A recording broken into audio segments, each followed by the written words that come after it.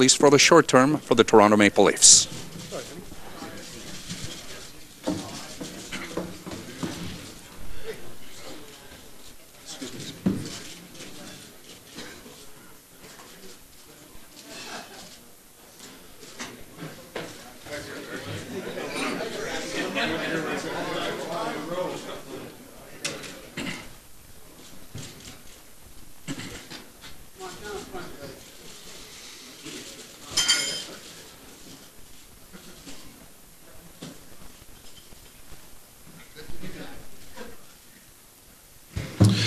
I'd like to welcome everyone to Air Canada Centre, and welcome to those of you who are joining us on television and radio, the internet today.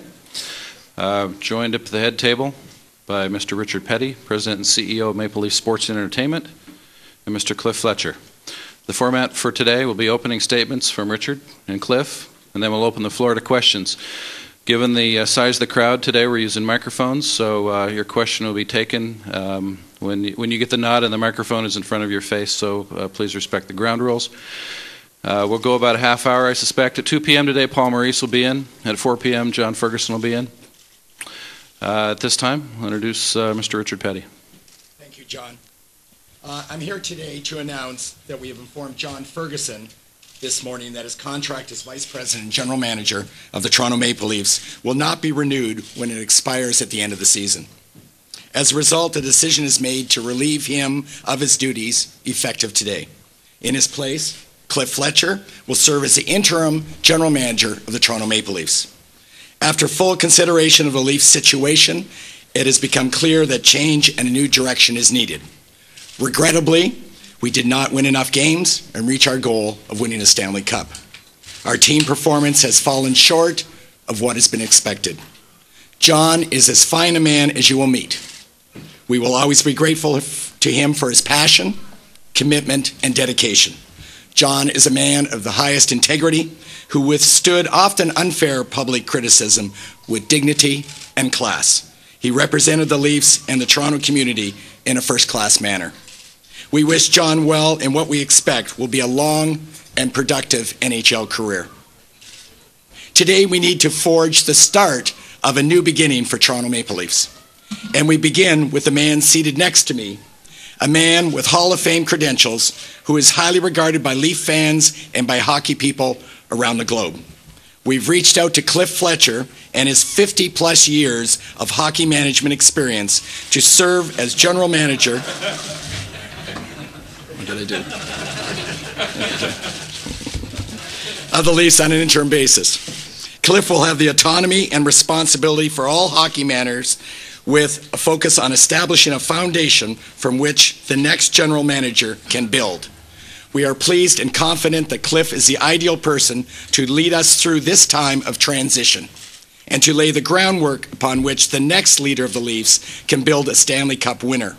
The search for the next president and general manager of the Leafs begins today.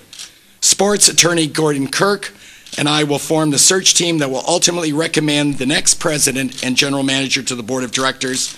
Cliff Fletcher will serve as a trusted resource to us in that process. We believe that being president and general manager of the Toronto Maple Leafs is the top job in hockey. The person who fills that job will be a winner. He will be both a long-term builder and a short-term fixer, with NHL experience and established track record of success on and off the ice, along with his extensive knowledge in the areas of drafting, identifying talent in all the professional, amateur, and international ranks. He will work effectively with the media and be comfortable with the intense scrutiny that characterizes Toronto. He'll be able to make the tough decisions required to do the job. He will have the full autonomy to lead this hockey club in the manner he feels best. In Cliff Fletcher, we have a man who can lead us successfully through the upcoming trade deadline and towards the draft and free agency signing period. He provides us with the luxury of being able to conduct our search without the constraints of deadlines. At this time, I'd like to turn you over to Cliff to say a few words, and then we'll take questions. Thanks very much, Richard. First of all, it's nice to be back in Toronto. I'd like to thank Richard and the board for making me the custodian of the keys for a period of time, and I look forward to the challenge and to a few tough months ahead.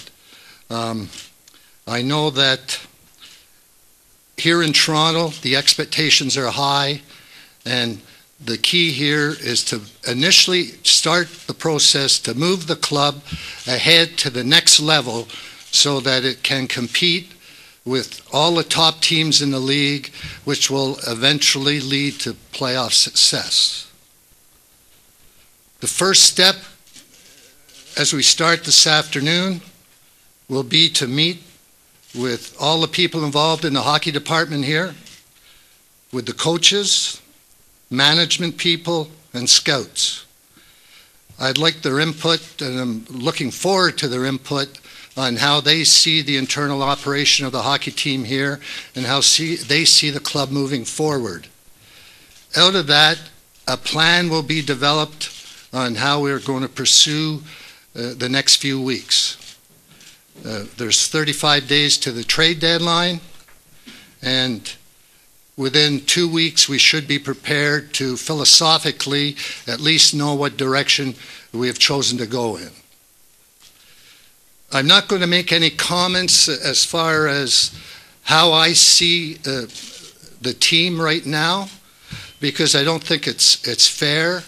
As an outsider, I've had the opportunity via the hockey package to see a considerable number of Leaf games this year, but when you're on the outside, the forming opinions, sometimes those opinions change dramatically when you have a chance to work with the team and work with all the people involved with the team. The contract I signed with Maple Leaf Sports and Entertainment is for a period of 19 months.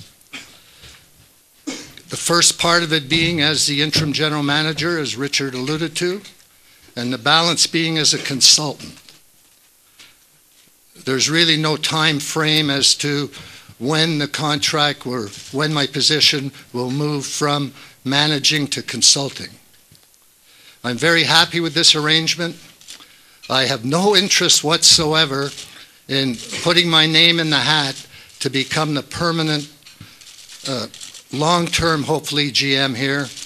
The position is for younger people, and it will be my pleasure, hopefully, to turn the team over to someone who will lead the club for at least a decade and provide great successes that all the fans and everybody in Toronto can be proud of.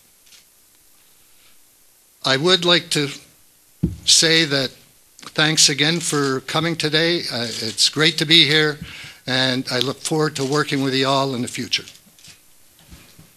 We'll take your questions again. Please wait for the microphone. Richard, in the front here, if you could go back over the last week and look at the way that John's situation was handled, would you change anything in the way that he was let go?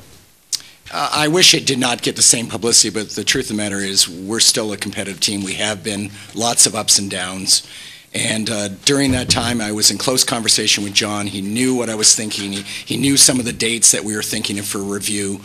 And in the end, when we started moving towards a decision, there is a process that has to be followed. I had to request approval to talk to Cliff, then the negotiations have to be done.